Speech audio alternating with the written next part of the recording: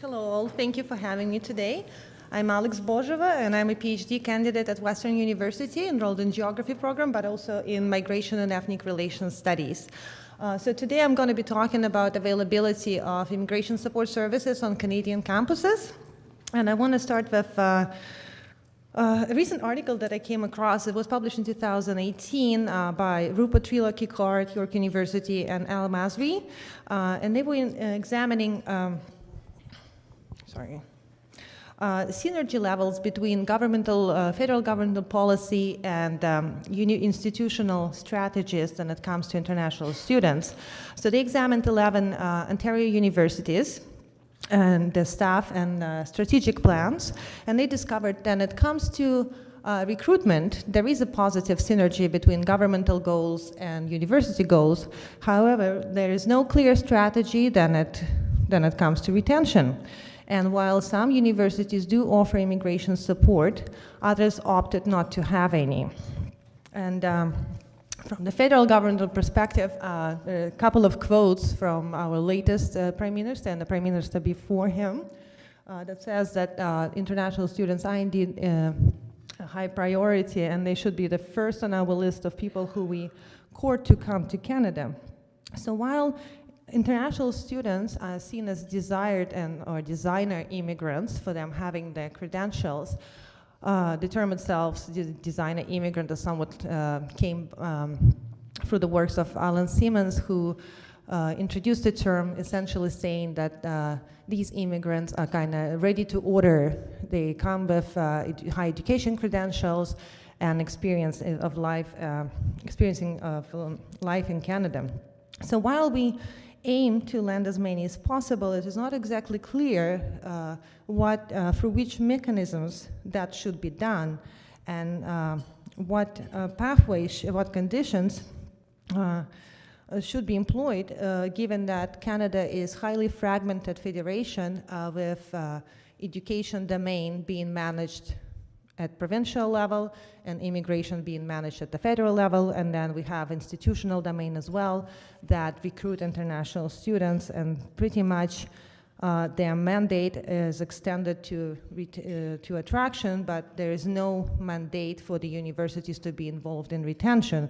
So it becomes pretty much an optional function and not their primary goal as education providers. And when it comes to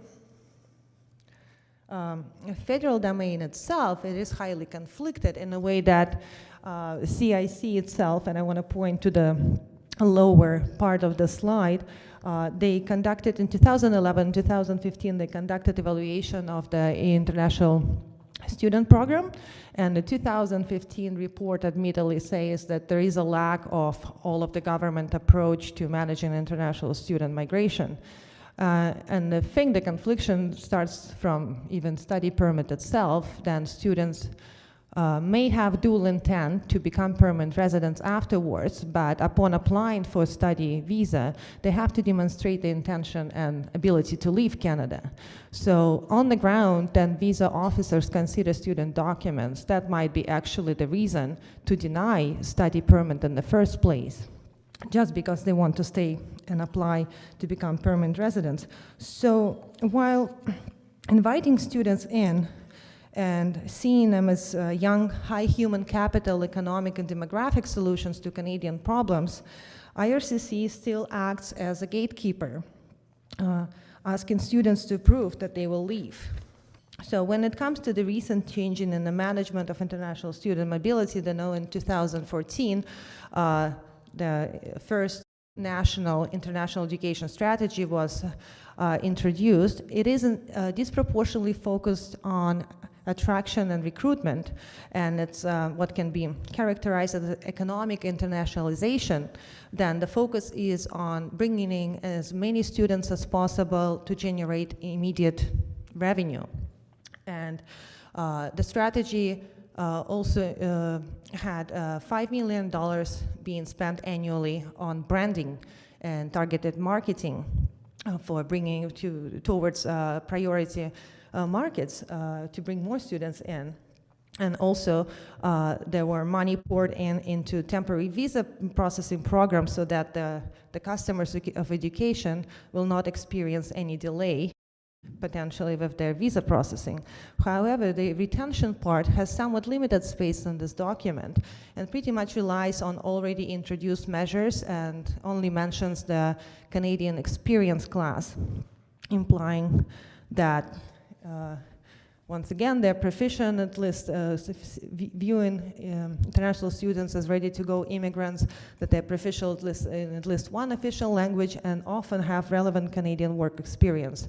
That's a kind of faulty preconception, I would say, because getting Canadian experience, as we discovered in the conversations today, is not an easy thing to do. So assuming that they will have Canadian work experience by the time they're applying for a permanent residency is kind of faulty. Plus, when you do apply, your Canadian experience does not necessarily amount to 1 year full-time experience requirement.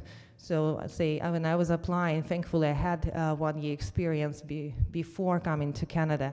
Otherwise, many years of teaching assistant or research assistant in Canada, they would not amount to even 1 year, one full year of qualifying experience.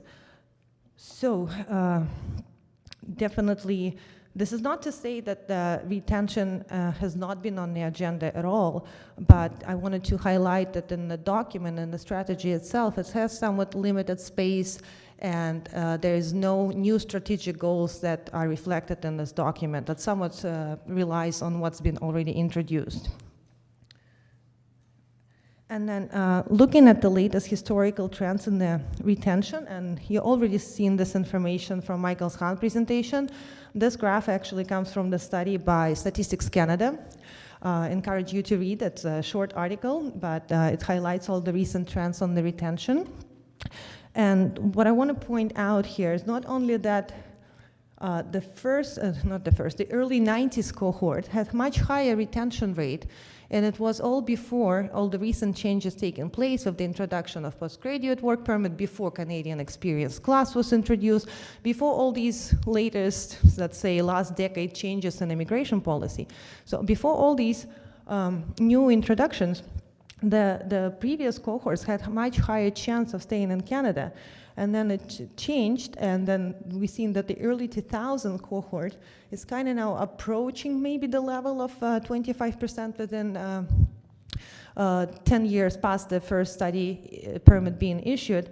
And the most recent data is still yet to be determined for the latest cohort. Sorry, not the late 2000s and then early 2010s. Kind of we yet to see what the trend would be, but I also want to point out not just at the rate levels, but look at the years, how much longer it is taken now compared to the very first cohort. You see that the years are at the bottom on the X, so there's also distance in years. So even if we are achieving that rate, we're not achieving that rate fast enough as it was with the previous cohorts.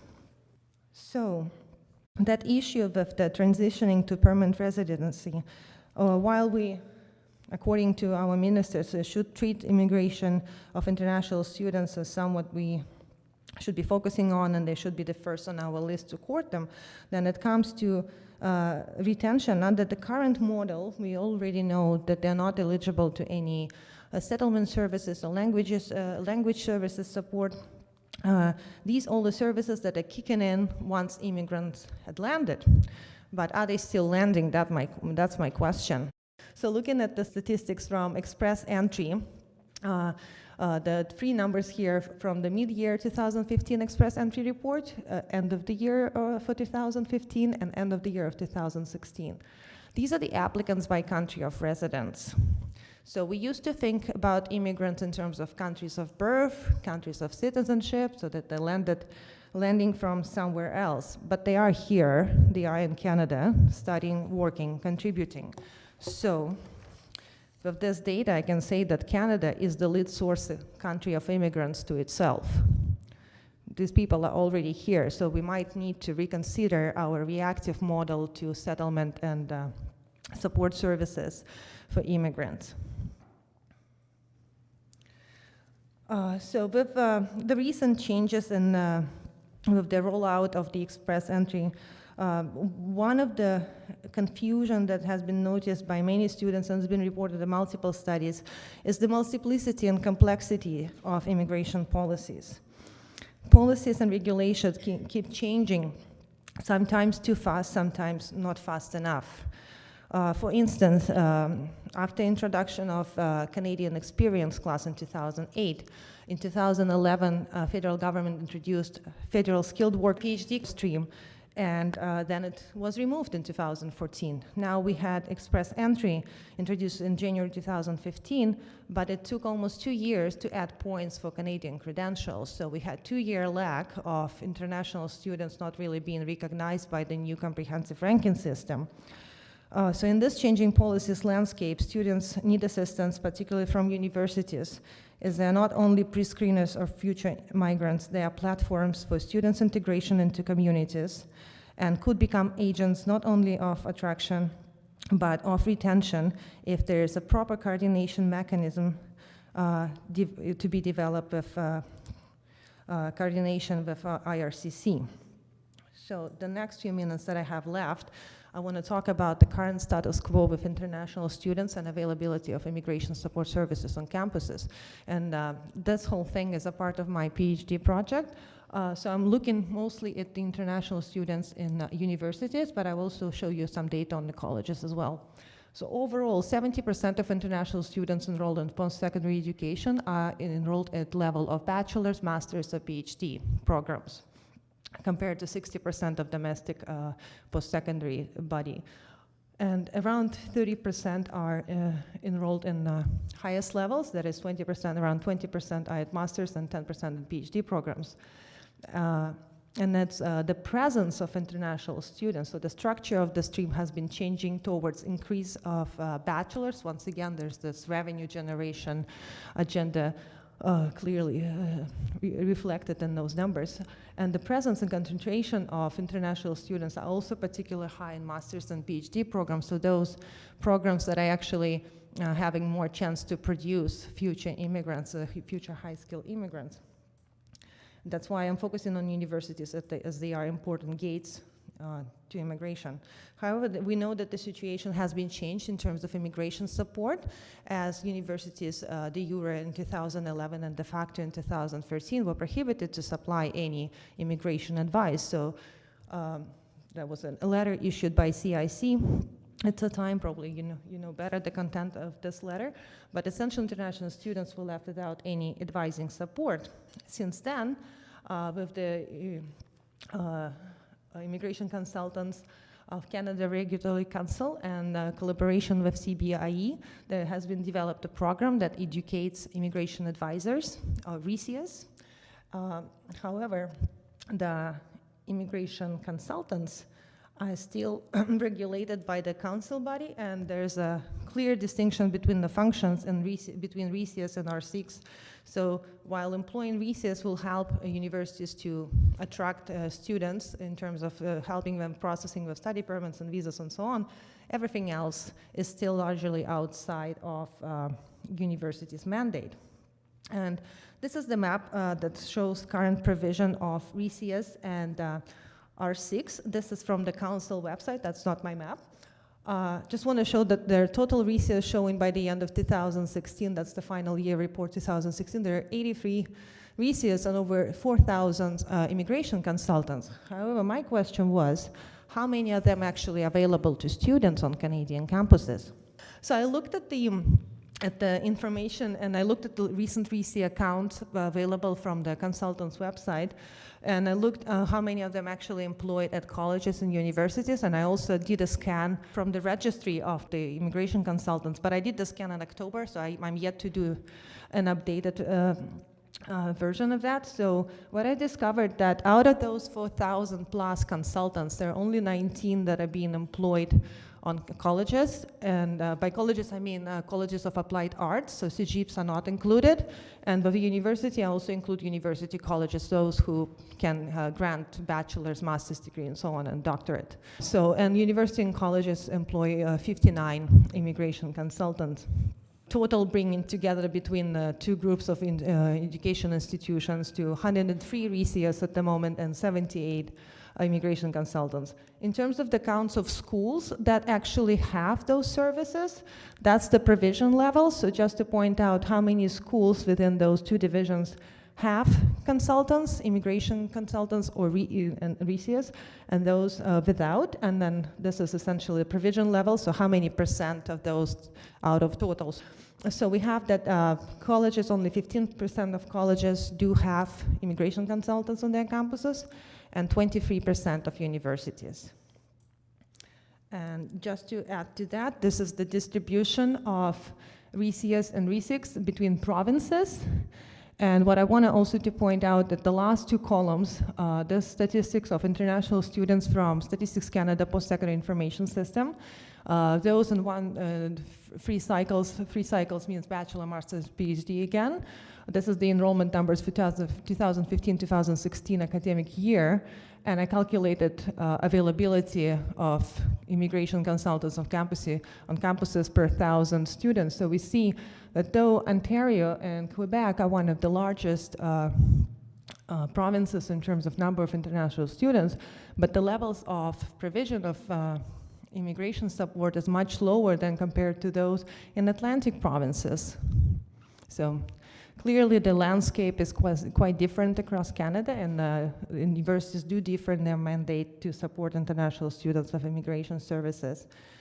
And same just to show the differences between provision levels again. So how many schools actually within province do have immigration consultants and RESIAs, and compare that to the share of the province in the number of university level students. So once again, even though provinces like Ontario and Quebec and British Columbia, they do have the highest share in the pie in terms of having a number of international students, but the levels of provision are the highest in Nova Scotia and New Brunswick.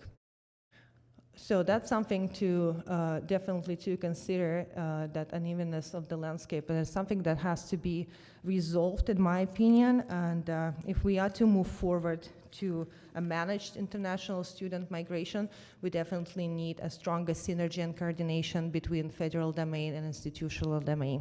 Thank you.